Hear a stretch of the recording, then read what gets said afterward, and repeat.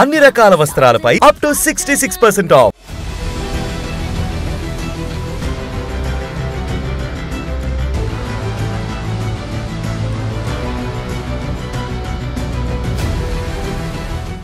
అందరికీ నమస్కారం. నేను Swarupa Putlapalli. Welcome to Suman TV. Vehicles diesel petrol కోసం వేల రూపాయలు ఖర్చు చేస్తూ ఉంటాము. హైదరాబాద్ లో thunder plus electric charging stations అందుబాటులోకి వచ్చాయి. వీటి వల్ల టైం కి టైం, డబ్బుకు డబ్బు ఆదా అవుతుంది. నెక్లెస్ రోడ్ లో కొత్తగా ఓపెన్ అయిన thunder plus electric charging stations వద్దకు వెళ్లి ఈ రోజు మనం అనేక ఇంట్రెస్టింగ్ విషయాలు తెలుసుకోవచ్చు. ఇక్కడ మీ బండికి ఛార్జింగ్ చేసుకుంటూ టైం ని సేవ్ చేసుకోవచ్చు. ఇంకొక వైపు నెక్లెస్ రోడ్ బ్యూటీని కూడా ఎంజాయ్ చేయొచ్చు.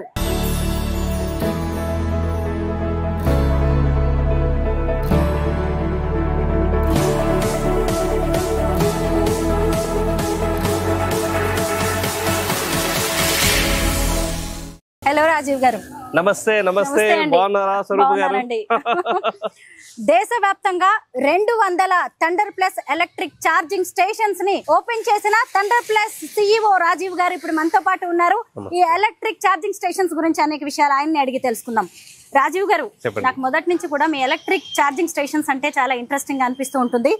ముఖ్యంగా మీరు హైదరాబాద్ లో నెక్లెస్ రోడ్ లో ఎందుకు ఈ స్టేషన్ ని ఓపెన్ చేశారు? హైదరాబాద్ కి మణిహారం ఏంటి అంటే నెక్లెస్ రోడ్. చక్కగా మంచి ఆహ్లాదకరమైనటువంటి హుసేన్ సాగర్ చుట్టూ మంచిగా పార్క్స్ అవన్నీ ఉన్నాయి. కానీ ఏది మిస్ అయింది అని అనుకుంటే ఎలక్ట్రిక్ వెహికల్ వాడే వాళ్ళకి ఒక మంచి ఛార్జింగ్ స్టేషన్ అయితే మిస్ అయింది.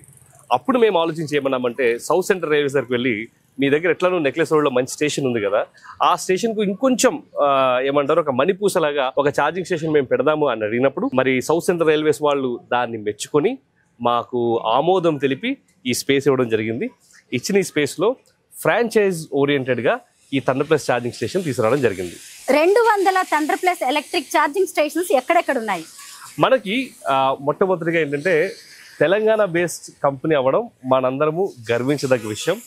తెలుగు వాళ్ళ కంపెనీ అవ్వడం ఇంకా గర్వించదగ్గ విషయం. హైదరాబాద్, విజయవాడ, విశాఖపట్నం, రాజమండ్రి, అలానే బెంగళూరు, మహారాష్ట్ర, ముంబై, పూణే, ఢిల్లీ, హర్యానా, గుర్గావ్, ఇలా అలానే కల్కటా, బీహార్, ఇలా మొత్తం అన్ని చూసుకుంటే కేరళ, కొచ్చిన్, ఇంచుమించు మనకు ఇవన్నీ కలిపి 200+ ఛార్జింగ్ స్టేషన్స్ ఉన్నాయి ఆల్ ఓవర్ ఇండియా. ఒకవైపు మనకి డీజిల్, పెట్రోల్, సిఎన్జి లాంటివి ఉన్నప్పుడు కూడా ఈ ఎలక్ట్రిక్ ఛార్జింగ్ స్టేషన్స్ అవసరం ఏంటి? ఒక్కసారి అక్కడికి వెళ్ళి చూస్తూ మాట్లాడుకుందాం. తప్పకుండా రండి, ప్లీజ్ కమ్.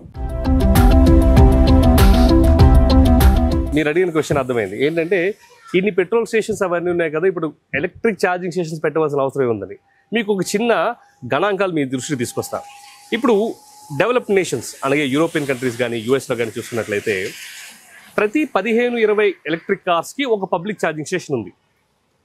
ఇండియాలో ఆ నెంబర్ ఎలా ఉందంటే ప్రతి 300 నుంచి 400 కార్స్కి ఒక పబ్లిక్ ఛార్జింగ్ స్టేషన్ ఉంది. అంటే ఇంచుమించు మనము 20 రెట్లు పెరిగే అవకాశం ఉంది.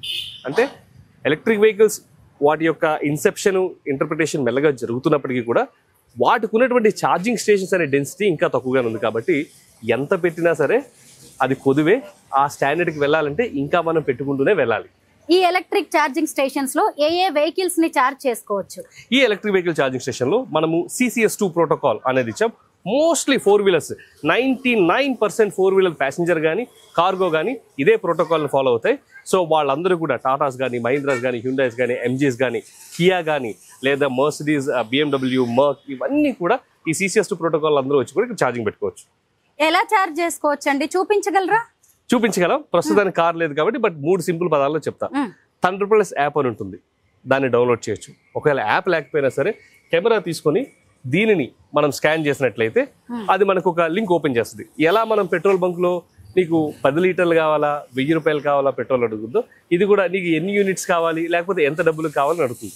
దాని ప్రకారం మనం ఎంటర్ చేయగానే ఈ పర్టికులర్ గన్ ఏదైతే ఉందో దీన్ని CCS2 ప్రోటోకాల్ అంటారు. అంటే కంబైన్డ్ ఛార్జింగ్ సిస్టమ్ ప్రోటోకాల్. దీనిని కార్లో ఇన్సర్ట్ చేయగానే ఎనర్జీ డిస్పెన్స్ అయిపోతుంది. ఎనర్జీ ఏ విధంగా మనకి పెట్రోల్లో, డీజిల్లో కొట్టంగానే టక్ మనీ లివర్ రిలీజ్ అవుతుందో అలానే ఇది కూడా లివర్ రిలీజ్ అయ్యి మన మొబైల్లో కూడా బాస్ మీ ఎనర్జీ డిస్పెన్స్ అయిందని చెప్పేసి తీసేయడం, పెట్టేయడం, వెళ్ళిపోవడం, అంతే. ఇక్కడ ఇంకొక గన్ కనిపిస్తుంది, ఇంకొక వెహికల్ చేసుకోవచ్చు. ఇది 60 కిలోవాట్ ఛార్జింగ్ స్టేషన్. అంటే ఒకటే వెహికల్ మనం పెట్టామనుకోండి, ఆ వెహికల్ డిమాండ్ ప్రకారం ఇది 60 యూనిట్స్ గంటకి ఇస్తుంది. అదే 2 వెహికల్స్ వచ్చినాయి అనుకోండి, ఈ గన్స్ 30 యూనిట్స్ డివైడ్ చేసుకుంటాయి. ఆ రకంగా ఇక్కడ కూడా ఇంకొకటి కనిపిస్తుందండి. కరెక్ట్, అది కూడా same 60 kilowatt charging station with two guns each. So మొత్తానికి ఈ total capacity 120 kilowatt capacity and 4 cars మనము ఒకేసారి ఛార్జింగ్ చేసుకోవచ్చు. రాజీవ్ గారు, డిమాండ్ ఎలా ఉందండి ఎలక్ట్రిక్ ఛార్జింగ్ స్టేషన్స్ కి? సాధారణంగా మనము ఈ యొక్క ఎంగేజ్మెంట్ ని అవర్స్ లో కొలుస్తాం అనమాట. ఇండియాలో యావరేజ్ ఎంగేజ్మెంట్ 1.5 to 2 hours మధ్యలో ఉంది. కానీ థండర్ ప్లస్ యావరేజ్ ఎంగేజ్మెంట్ ఎట్లా ఉందంటే మినిమమే 3 hours ఉంది. అంటే రెగ్యులర్ ఎంగేజ్మెంట్ తో కంపేర్ చేసుకుంటే 100% మోర్, డబుల్ ఉందన్నమాట. సో ఆ రకంగా మన దగ్గర ఫ్రాంచైజీ పెట్టిన వాళ్ళకి కానీ లేదా మన company invested company operated charging stations లో కానీ ఎనర్జీ డిస్పెన్సేషన్, ప్రాఫిటబిలిటీ, రెవెన్యూలో పెద్దగా వరి అవసరం లేదు. మీరు ఇప్పుడు ఫ్రాంచైజీ అన్నారు. కరెక్ట్. థండర్ ప్లస్ ఫ్రాంచైజీస్ ఉన్నాయా? కరెక్ట్. సో ఒక 1 month బ్యాక్ అనుకుంటా మీరు వచ్చి ఒక చిన్న ఇంటర్వ్యూ చేశారు. ఏంటి అరే ఇదేదో సికింద్రాబాద్ లో బాగుందని. దానికి ఇంచుమించు 2 million వ్యూస్, కొన్ని వేల ఫోన్ కాల్స్ మాకు వచ్చినాయి. అలా వచ్చిన ఫోన్ కాల్స్ లోంచి ఒక వ్యక్తి నాకు థండర్ ప్లస్ ఛార్జింగ్ స్టేషన్ అంటే అది మాట్లాడి తీసుకొచ్చినటువంటి ఛార్జింగ్ స్టేషనే ఈ నెక్లెస్ రోడ్లో చేస్తున్నాడు ఛార్జింగ్ స్టేషన్. ఈ విజయంలో మీ భాగస్వామ్యం, సుమన్ టీవీ భాగస్వామ్యం కూడా ఉంది. ఇప్పుడు ఈ ఇంటర్వ్యూలో చెప్తున్నారు, ఇంతవరకు నాకు చెప్పలేదు మీరు. But great, congratulations. నాకు చాలా హ్యాపీగా ఉంది. మరి అతను ఏమంటున్నారు, ఇక్కడ ఈ ఏరియాలో పెట్టడం ఎలా ఉంది? మన దగ్గర ఫ్రాంచైజీ ఛార్జింగ్ స్టేషన్ అంటే చాలా సింపుల్ స్వరూప్ గారు. ఇప్పుడు ఏ కంపెనీ అయినా ఫ్రాంచైజీ అనగానే ఏం ఎక్స్పెక్ట్ చేస్తారంటే డబ్బులతో పాటు ఆపరేషన్స్ కూడా ఆ ఫ్రాంచైజీ ఓనరే చేయాలి అని ఎక్స్పెక్ట్ చేస్తారు. కానీ మనం ఏం చేస్తున్నామంటే ఫ్రాంచైజీ పార్ట్నర్ ని ఇన్వెస్టర్ లా ట్రీట్ చేస్తూ ఆపరేషన్స్ అన్ని కూడా మనమే చూసుకుంటాం. అంటే దీని మెయింటెనెన్స్ కానీ, అప్ టైం కానీ, పవర్ బిల్ కానీ, ఏదైనా రిపేర్ అయితే రిపేర్స్ కానీ, డిమాండ్ జనరేట్ చేయడం కానీ. ఫర్ ఎగ్జాంపుల్ అక్కడ ఒక టాటా ఎలక్ట్రిక్ వెహికల్ వస్తుంది, మోస్ట్లీ యూటర్న్ తీసుకుని ఇక్కడికి రావచ్చేమో, రైట్? సో వాళ్ళకి ఎట్లా తెలిసింది టాటా నెక్లెస్ రోడ్ లో ఒక ఛార్జింగ్ స్టేషన్ ఉంది మాది అన్నట్టు. సో దానికి సంబంధించినటువంటి బిజినెస్ పరంగా, టెక్నాలజీ పరంగా, సాఫ్ట్వేర్ పరంగా, పేమెంట్ గేట్వే పరంగా, పర్మిషన్స్ పరంగా, ఈ ట్రాన్స్ఫార్మర్స్ ఇవన్నీ కూడా మేమే చూసుకుంటాం. సో దీనివల్ల ఏంటంటే వాళ్ళు ఇన్వెస్ట్ చేసామా, నెల సంపాదించుకుంటున్నామా అన్నది. మళ్ళీ ఇంకేం చేశామంటే కొంతమంది మీలాంటి తెలివైన వాళ్ళు ఏమడుగుతారు, సరే నేను పెట్టాను నాకేంటి అని అడుగుతారు. సో మళ్ళీ ఈ always in comparison to other franchises. సాధారణంగా ఎనీ ఫ్రాంచైజీ, F&B ఫ్రాంచైజీ కానీ, అపారల్స్ ఫ్రాంచైజీ కానీ, ఎలక్ట్రానిక్స్ ప్రొడక్ట్ ఫ్రాంచైజీ కానీ మినిమం 18 నుంచి 24 నెలలు ఇన్వెస్ట్ చేస్తూనే ఉండాలి. ఆ తర్వాత 25వ నెల నుంచి మనకి రాబడి అనేది అవుతుంది. అది మేము గమనించి ఏమన్నామంటే ఎందుకు అది 25 నెలల వరకు ఆగడము, ఇన్వెస్ట్ చేసిన మొదటి నెల నుంచే ఎందుకు మనము కస్టమర్కి ఇవ్వకూడదు అనే సదుద్దేశంతో thunder plus assured business program అనేది పెట్టాం. ఏంటి thunder plus assured business program అంటే దాంట్లో అర్థం ఏంటంటే మీరు ఒకవేళ ఫర్ ఎగ్జాంపుల్ మీరు ఒక ₹1 కోటి ఇన్వెస్ట్ చేశారనుకోండి. ఈ ₹1 కోటి మీరు ఎఫ్డీలో పెడితే 6-7%, లేదా మ్యూచువల్ ఫండ్స్లో పెడితే ఒక 10%, స్టాక్స్లో పెడితే పెరగవచ్చు రావచ్చు, మీకు గ్యారెంటీ ఉండదు. మేమేం చేసామంటే మినిమం టు మినిమం 12%, అంటే మా కమిట్మెంట్ ఎక్కువే ఉంటుంది. కానీ పొరపాటున సంవత్సరం అంతా చూశారు ₹1 కోటికి మీకు మినిమం 12 లక్షలు రావాలి, 15 లక్షలు 20 లక్షలు వచ్చింది అనుకోండి, మీరు హ్యాపీ నేను హ్యాపీ. ఫర్ ఎగ్జాంపుల్ మీకు 10 లక్షలే వచ్చింది, అప్పుడు మేము ఏం చేస్తామంటే మీరు బాధపడకుండా ఆ డెల్టా 2 lakhs ఏదైతే ఉందో without any questions asked thunder plus will give the money to franchise. ఇంతకీ ఇన్వెస్ట్మెంట్ ఎంత అవుతుంది? దీనికి ఇప్పుడు ఇటువంటి ఛార్జింగ్ స్టేషన్ పెట్టడానికి మినిమం ఎట్లా కాదనుకున్నా 40 to 60 lakhs అవుతుంది. ఎందుకంటే మనకి ఛార్జర్స్ ఉంది, ట్రాన్స్ఫార్మర్ ఉంది, పవర్ కనెక్షన్ ఉంది, మంచి బ్యూటిఫుల్ క్యానపీ ఉంది, అండ్ సిమెంటెడ్ రూట్స్ ఉంది, టైల్స్ ఉన్నాయి, సో అండ్ CCTV కెమెరాస్ ఉన్నాయి, ఇవన్నీ ఉన్నాయి. కాబట్టి ఇటు మీద 40 to 60 lakhs అవుతుంది మనం పెట్టుకున్న దాని ప్రకారం. ఇంకా ఈ ఛార్జింగ్ స్టేషన్స్, ఈ ఛార్జర్స్ యొక్క గొప్పతనం ఏంటంటే ఇప్పుడు మనం చెప్పింది ఇది 60 kilowatt, కానీ ఇది మాడ్యులర్ ఛార్జర్. అంటే ఇందులో లోపల కొన్ని మాడ్యూల్స్ మార్చంగానే ఈ 60 120 చేయొచ్చు, 120ని 180 కూడా చేయొచ్చు. అలాగే ఇంకా ఇక్కడికి వచ్చేసి కొంత చిల్లవ్వాలి అనుకునే వాళ్ళకి కూడా ఇంకేమైనా ఏర్పాటు చేశారా? ఎందుకంటే ఛార్జింగ్ పెట్టడానికి కొంత టైం పడుతూ ఉంటుంది కదా. సో అందుకనే మేము F&B సంస్థలకి ఆల్రెడీ ఇన్విటేషన్ ఇచ్చామండి. ఏంటంటే అన్ని బిజినెస్లు మేమే చేసి అన్ని లాభాలు మేమే పొందుకోవాలన్న ఆలోచన మాకు లేదు. మా కోర్ బిజినెస్ ఛార్జింగ్.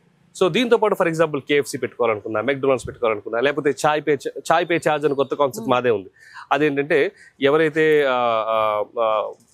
ఏమంటారు ఆంటర్ప్రీనియరల్ ఓరియంటెడ్ విమెన్ ఎవరైతే ఉంటారో వాళ్ళకు 1 లక్ష 2 లక్షలు ఒక మంచి ఛాయ్ డబ్బా ఇచ్చి అక్కడే పెట్టి చేయాలని ఉంది. సికింద్రాబాద్లో మీరు ఆల్రెడీ చూసారు.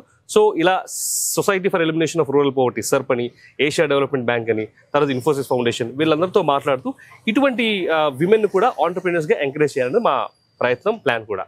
విమెన్ నుంచి ఏదైనా వస్తుందా కొత్తగా? వాళ్ళు ఎవరైనా ఇంట్రెస్ట్ చూపిస్తున్నారా ఇలాంటివి తీసుకోవడానికి? చాలా మంది చూపిస్తున్నారండి. ఇప్పుడు మీరు చూస్తున్నది ఫాస్ట్ ఛార్జింగ్ స్టేషన్. ఇప్పుడు మనం చూస్తుంది ఫాస్ట్ ఛార్జింగ్ స్టేషన్. మీకు పాత ఎస్టీడీ బూత్ బిజినెస్ గుర్తుందా? ఏముంటది, ఆమె దోశలు వేసుకుంటా ఉంటది, పక్కనేమో పోల్ మౌంటెడ్ కాయిన్ బాక్స్ ఉంటుంది. దోశలు తినేసాక ఏం చేస్తాడు, కాయిన్ తీసుకుంటాడు, కాయిన్ వేస్తాడు, ఫోన్ మాట్లాడుకుంటాడు. అదే విధంగా మేము లెస్ దెన్ 10,000 రూపీస్కి ఒక coin booth or digital coin basically payments booth operated EV charging point తీసుకొచ్చాము. అది పెట్టడం వల్ల నెలకు ఎట్లా కాదనుకున్నా 5,000 నుంచి 10,000 వస్తుంది. అంటే వాళ్ళు పెట్టిన పెట్టుబడి 1-2 నెలలు వచ్చేస్తుంది. సో దీనికి సెపరేట్ టెక్నాలజీ అక్కర్లేదు, పవర్ కనెక్షన్ అక్కర్లేదు, పెద్ద బ్రాండింగ్ అక్కర్లేదు, ఏం అక్కర్లేదు. దీంట్లో విమెన్ మంచిగా ఇంట్రెస్ట్ చూపిస్తున్నారు. మెయిన్ రోడ్డు మీద మంచి లొకాలిటీలో అయితే సెలెక్ట్ చేశారు. ఇటువైపు చూస్తే మెట్రో వెళ్తూ ఉంది. మెట్రో కనెక్టివిటీ కూడా ఇక్కడ చాలా బాగుంది. ఎందుకంటే చాలా మంది స్కూటీస్ మీద వచ్చి కార్ల మీద వచ్చేసి వాటిని ఇక్కడ పార్క్ చేసి వెళ్ళిపోతూ ఉంటారు కదా మెట్రోస్ కి. ఆ టైంలో పార్క్ ఇక్కడ ఛార్జింగ్ చేసుకునే అవకాశం కూడా ఉంటుంది. తప్పకుండా ఛార్జింగ్ చేసుకునే అవకాశం ఉంది. ఇన్ఫాక్ట్ వెస్టర్న్ వరల్డ్ లో కొన్ని సిటీస్ లో, అన్ని కూడా కాదు కానీ కొన్ని సిటీస్ లో మల్టీ మోడల్ ట్రాన్స్పోర్ట్ అనేది చాలా ప్రాముఖ్యత చెందింది. ఏంటంటే మల్టీ మోడల్ ట్రాన్స్పోర్ట్, ఒకటే టికెట్ కొనుక్కొని డెస్టినేషన్ బికి సోర్స్ ఏ నుంచి మల్టిపుల్ మోడ్స్ అంటే బస్సు, ట్రైను, ఆటో ఏదైనా ఎక్కి వెళ్ళగలిగేటట్టు. దానిని మేము మా అనుబంధ సంస్థ అయినటువంటి ఈటో మోటార్స్ ద్వారా ట్రై చేయడం జరుగుతుంది. అంటే ఫర్ ఎగ్జాంపుల్ మీరు తార్నాక దగ్గర ఉన్నారనుకోండి, మీరు శంషాబాద్ వెళ్ళాలి రోజు. ఏం చేస్తారు, తార్నాక్ నుంచి ఎంఎంటీఎస్కి వస్తారు, ఎంఎంటీఎస్ నుంచి ఉమ్దానగర్ ఎంఎంటీఎస్కి వెళ్తారు, అక్కడి నుంచి మళ్ళీ ఆటో తీసుకుని శంషాబాద్కి వెళ్తారు. దీనికి అనేక టికెట్లు కొంటారు, అంతమందితో మాట్లాడతారు. మేమేం ప్లాన్ చేస్తున్నామంటే, ఇది ప్లానింగ్లో ఉంది, ముందు రాబోతుంది. ఒకటే టికెట్ ఈటో పాస్ అనేది తీసుకున్నట్లయితే అది నెలసరి పాస్ అయిపోతుంది. ఇంచుమించు 5,000 6,000 అంతే ఉంటుంది. అది తీసుకుంటే ఆ పాస్తో మీరు ఎంఎంటీఎస్ ఎక్కొచ్చు, మీ ఇంటి దగ్గర నుంచి ఎలక్ట్రిక్ ఆటోలో ఎంఎంటీఎస్కి రావచ్చు, ఎంఎంటీఎస్లో ఉమ్దానగర్ వరకు వెళ్ళొచ్చు. అక్కడ మీకోసం మళ్ళీ డెడికేటెడ్ ఎలక్ట్రిక్ ఆటో ఉంటుంది. ఆ ఆటో మిమ్మల్ని డైరెక్ట్గా తీసుకుని వెళ్ళి ఎయిర్పోర్ట్లో డ్రాప్ చేస్తుంది. అటువంటి ఎంఎంటీఎస్ మల్టీ మోడల్ అన్నీ కూడా ఈ థండర్ ప్లస్ లాంటి ఛార్జింగ్ స్టేషన్స్లోనే జరగబోతున్నాయి. రాజీవ్ గారు, మనం ఒక ఎలక్ట్రిక్ కార్ కావచ్చు, లేదంటే బైక్, ఆటో, బస్ ఏది కొన్నా గానీ దానికి ఆ కంపెనీ ఒక బ్యాటరీ ఇస్తున్నప్పుడు మళ్ళీ మీ ఎలక్ట్రిక్ ఛార్జింగ్ స్టేషన్ కి వచ్చి ఇక్కడ ఛార్జింగ్ చేసుకోవాల్సిన అవసరం ఏంటి? ఏదైనా ప్లస్ ఉందా? చెప్తారా కదండి, వాళ్ళు ఇచ్చే బ్యాటరీ ఛార్జర్ తో పాటు ఇక్కడికి ఎందుకు రావాలి అన్నది, అంతే కదా. ఇప్పుడు మీరు సాధారణంగా గమనించినట్లయితే ఒకప్పుడు ఫస్ట్ జనరేషన్ ఎలక్ట్రిక్ వెహికల్స్ వాటి బ్యాటరీ కెపాసిటీ 20-25 కిలోవాట్ ఉండేది. అండ్ ఇళ్లలో ఇచ్చిపిచ్చి 7.4 కిలోవాట్ 3.3 పెట్టేవాళ్ళు. అంటే 7.4 పెడితే 5 గంటల్లో ఛార్జ్ అవుద్ది, 3.3 పెడితే 8 గంటల్లో ఛార్జ్ అవుద్ది. ఇప్పుడు వస్తున్న కార్లు BE9 కానీ, BE6 కానీ, హ్యుండై కానీ, కియా క్యారెన్స్ కానీ, BYD కానీ, వీటి బ్యాటరీ సైజ్ 60-100 కిలోవాట్ ఉంటున్నాయి. అంటే నేను 13-14 గంటలు పెడితే గానీ ఇంటి దగ్గర ఛార్జ్ కాదు. ఇప్పుడు ప్రజలకి అంత టైం ఎక్కడ ఉందండి? అదే మన 120 కిలోవాట్ దగ్గర తక్కువ పెట్టామా హాఫ్ అన్ అవర్ లో ఛార్జ్ చేసుకుని వెళ్ళిపోయాం అన్నట్టు ఉంటుంది. నార్మల్ గా మనం పెట్రోల్ బంక్ కి వెళ్ళాము అంటే అక్కడ స్టాఫ్ ఉంటారు, మనకేం పెద్ద పని ఉండదు, మనం డబ్బులు పే చేస్తే చాలు. బట్ మీకు ఇక్కడ స్టాఫ్ లేరు, మేము ఎలా చేసుకోవాలి? ఇప్పుడు నాలాంటి లేమ్యాన్ వస్తే దీన్ని ఎలా ఛార్జ్ చేసుకోవాలనేది ఎలా తెలుస్తుంది? ఇక్కడ రాసి ఉన్నది అదేనా? Simple simple. ఇదిగో ఇక్కడ మీకు స్టెప్ బై స్టెప్ ఇచ్చాం. ఏంటి? స్టెప్ 1 థండర్ ప్లస్ యాప్ తీయండి, స్టెప్ 2 ఛార్జింగ్ ఆప్షన్ సెలెక్ట్ చేయండి, స్టెప్ 3 అక్కడ ఉన్నటువంటి స్టిక్కర్ ని స్కాన్ చేయండి, స్టెప్ 4 అది ఎంచుకోండి, కనెక్ట్ చేసుకోండి, పేమెంట్ చేసుకోండి, అయిపోయింది. సో ఇక్కడ మరీ 8 స్టెప్స్ ఇచ్చాం కానీ యాక్చువల్ గా చెప్పాలంటే 3 స్టెప్స్. ఏంటి? స్కాన్ కరో, పే కరో, ఛార్జ్ కరో. బాగుందండి. అసలు మీతో మాట్లాడుతుంటే థండర్ ప్లస్ గురించి నాకు తెలుసుకుంటుంటే బిజినెస్ అంటే ఇంత ఈజీగా డబ్బులు సంపాదించొచ్చా అనిపిస్తుంది. నేను ఒకటే నమ్ముతాను స్వరూప్ గారు, ఏదైనా మనము మంచి సదుద్దేశంతో, మంచి ఇంటెంట్తో మనం గ్రో అవుతూ నలుగురు మనతో పాటు గ్రో అవ్వాలి అనే సదుద్దేశం ఉంటే భగవంతుడు అటువంటి ఆలోచనల్ని, అటువంటి మనుషుల్ని డెఫినెట్లీ ఆశీర్వదిస్తాడు. ఎందుకంటే ఆయనకి బ్లెస్సింగ్స్ ఇవ్వాలని ఉంటుంది. ఎలా ఇవ్వాలి? మనలాంటి వాళ్ళు మా ఛానల్ ఆఫ్ బ్లెస్సింగ్ అవ్వాలి, అంతే కదా. అలానే మా ఉద్దేశం కూడా ఓన్లీ థండర్ ప్లస్ అనే కంపెనీని ఎదిగిపోకూడదని ఇప్పుడు ఫ్రాంచైజీ వాళ్ళకు కూడా ఓపెన్ చేసి వాళ్ళ ద్వారా ఇన్వెస్ట్మెంట్ చేయించి వాళ్ళని ఒక స్వయం ఉపాధి మీద, వాళ్ళని స్వతంత్రులుగా, వాళ్ళు ఇంకో దగ్గర జాబ్ చేసేది కాకుండా వాళ్ళే నలుగురికి జాబ్ క్రియేట్ చేసే వాళ్ళుగా మేము తయారు చేస్తున్నాం. సమాజ సేవ చేయడం అంటే ప్రత్యేకంగా ఏ చారిటబుల్ ట్రస్ట్ పెట్టి చేయాల్సిన అవసరం లేదండి. మనతో పాటు ఇంకో నలుగురు బాగుపడాలి అనే ఇలాంటి మంచి ఆలోచనే సమాజ సేవ అని నాకు అనిపిస్తోంది. నెక్లెస్ రోడ్ లో ఉన్న ఈ థండర్ ప్లస్ అయితే చాలా బాగుంది. ముఖ్యంగా ఇక్కడ అట్మాస్ఫియర్ ఎంత బాగుందో. ఇది చూస్తే ఎదురుగానే హుస్సేన్ సాగర్ ఉంది. ఇక్కడ ఎన్ని గంటలు కూర్చునైనా సరే మనం ఛార్జ్ చేసుకోవచ్చు. ఇప్పుడే రాజీవ్ గారు చెప్పారు కదా, హాఫ్ అన్ అవర్ లో ఛార్జింగ్ అయిపోతుంది అని. Thank you so much. Thank you so much Swarup గారు, and thank you very much for all your support and help.